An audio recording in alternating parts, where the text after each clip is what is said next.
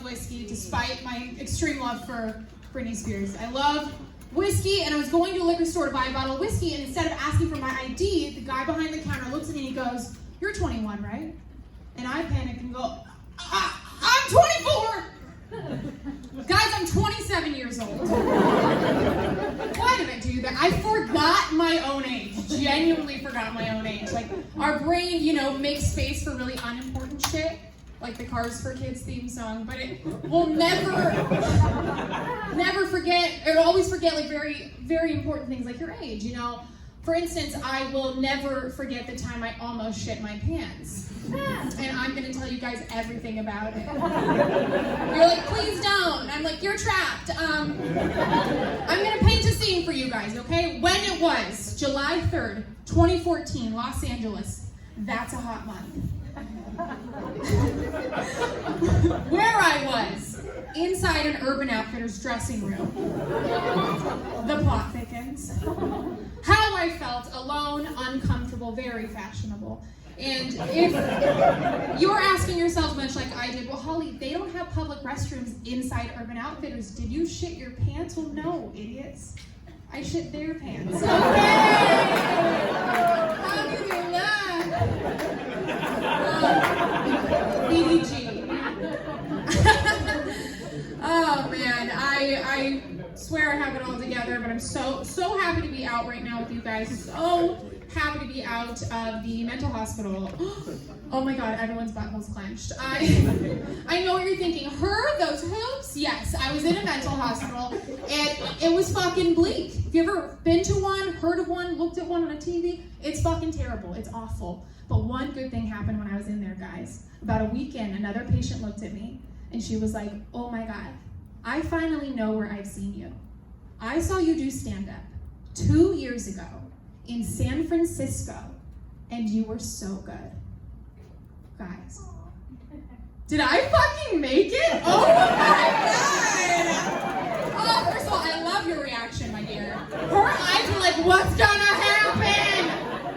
I think she peed a little when I did it. Yeah, did I, I was in a mental hospital, but that's all we want, guys. Like, I got recognized for my art. Hello. All we want, as comics is that opportunity to touch our fans like that. I mean, I couldn't touch her. We were both strapped to our beds in the psych ward. But, my God, that felt good emotionally. A few days later, she did say the exact same thing to a vending machine, and that stung. But Mama needed it, so Mama took it. Oh my God.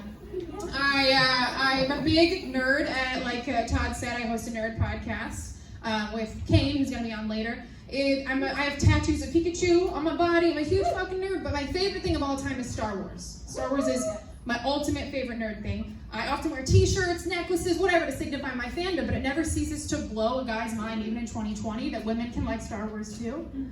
You tell them, they're always like, "Wait, what?" I was at a bar, sat down, before I could order a drink, guy turned next to me, and he goes, "Excuse me, I'm sorry, but I have to ask you this question."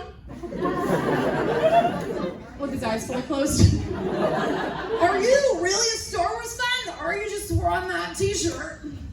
My answer didn't fucking matter. Star Wars douchebag began to interrogate me about being a Star Wars fan. Thankfully, bartender steps in. I order whiskey on the rocks. Star Wars douchebag loses his goddamn mind. He's like, "Wait, you ordered a what? Shouldn't you be ordering a Cosmopolitan or a vodka cranberry? A whiskey's a man's drink." He then turns to the bartender without taking a breath and says, "My good dude, I will take your finest top shelf of Pinot Gris."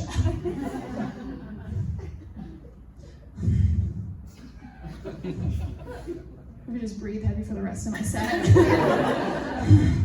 My hot take on that neck beard was that if I'm wearing a Star Wars t-shirt, Star Wars anything, we can safely assume without asking any questions I'm probably a Star Wars fan, right? Yeah, I see some head nods. if you have an exposed Superman logo tattoo, you introduce yourself as Duncan, and you order a wine like that, I can safely assume you're probably a little bitch. That's how that math works. Yeah.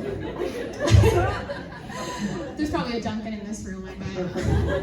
I'll find you. I'm a big nerd. I do love to play video games as well. I realize recently though I can't play my favorite video game of all time anymore. It's just hit a breaking point. I'm going to tell you guys what it is. It's The Sims. Has anyone played The Sims? Fuck! Oh my god, rowdy Sims crowd, love it. The Sims, for those of you that don't know what The Sims is, it's a real-life simulation game. So essentially you make a sim, you live its life, you get a job, you build it a home, or if you're like me at a 14-year-old age, you make all your Sims fuck each other, and then you kill them. You kill them all! You murder them!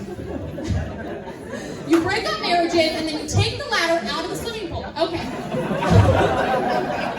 I know you guys have done it. Mama loves to play God. But I can't play this game anymore because in the newest iteration of the game, if anyone's played it, Sims 4, you can actually give your sim the job of a comedian. She fucking gets it. Yeah, guys, that's how I felt. So you know, your girl made herself with green eyes and big old titties in the game. And I made her a comedian, and she was fucking crushing. She was selling out, headlining immediately. She was so much better than me. She even had her own fucking catchphrase. She would end, they speak Simlish, they don't speak English. And she would end every single set, she would go, Deeldorf, wubba wubba. Walk off stage, and the crowd would yell back, wubba wubba. Oh my god, guys. She also had a raccoon for a dog. Yes, you can do that. So we killed her. I killed myself. Too dark. Got it. She had a raccoon for a dog. I want a dog in real life real bad. Anyone have dogs? Does anyone have dogs? What a fucking weird thing to say. Are you drinking Cactus Cooler? Oh, Mango Cart. You're so much cooler than me. I was like, is that Cactus Cooler? You have Mountain Dew so you can play video games? What kind of dog do you have? He's a mutt. A mutt. Okay. Australian Shepherd Black Lab. Oh my god. I feel like I'm horny. That was really. We all can picture that. That's a beautiful fucking dog, right? Holy shit. The dog I want is stupid looking. My favorite dog of all time is a wiener dog, guys. Wiener dogs. Oh, I love them so much, but I can't have one. I can't. Because if I had this wiener dog and I was walking it down the street with its stupid fucking body, and its dumb little fucking stupid little adorable cute little stupid legs, and I'm walking it down the street, inevitably someone would stop me and be like, oh my god, oh, your dog is so cute. And I would be like, but what about me? I'm here too. I can't have a dog that's cuter than me is what I'm saying, guys. And that's every single dog. So, another lizard for Holly. Big lizard head. I'm going to end on something light. I was thinking about my first crush the other day, guys. I'm going to tell you his first and last name because I'm the Taylor Swift of Don't Comedy. Don't tell comedy. His first and last name is Casper McFadden. That's his full name. It's kind of like a cute little hipstery name, right? It's also the name of Casper the Friendly Ghost. That's his whole name. And she's a happy, but I'm about to do 2 full minutes on Casper, so fucking buckle in. Casper was my first love, guys. He was so fucking cute. We've seen the live action. I see vigorous head nods from women. We've seen this movie. He was so sweet, the way he cooked breakfast for her dad. He laid in bed next to her, and when he whispered to her, "Can I keep you?" I know, girl. Then he turned into real life boy Devin Sawa in the film, and my young body was like, oh fuck, there's more! And I came, guys. I orgasmed. I ghost came, so I ectoplasmed. And for a long time, I thought I was super horny for ghosts. Turns out, I just really liked whatever was in front of my eyeballs at a young age, mostly cartoons, you know? I was so horny for them. And this brings me to my number one ultimate hottie of all time. Fight me after this show. Young Simba, what the fuck? Oh my god. We looked at each other's eyes and came. That was so weird. Young Simba is everything to me and this woman. He was not afraid in the face of danger. We know this via the song. And the way his back fur rippled as he slinked across that hot Savannah sun. Then he walked across the log during Kuna Matata. I found the closest log I could, which was the arm of a couch. And I orgasmed again. I came. One could say I was working on my roar as well. I used to masturbate so much as a kid. I didn't know what I was doing. I was too young to know, even in like kindergarten. I would just hump anything I saw.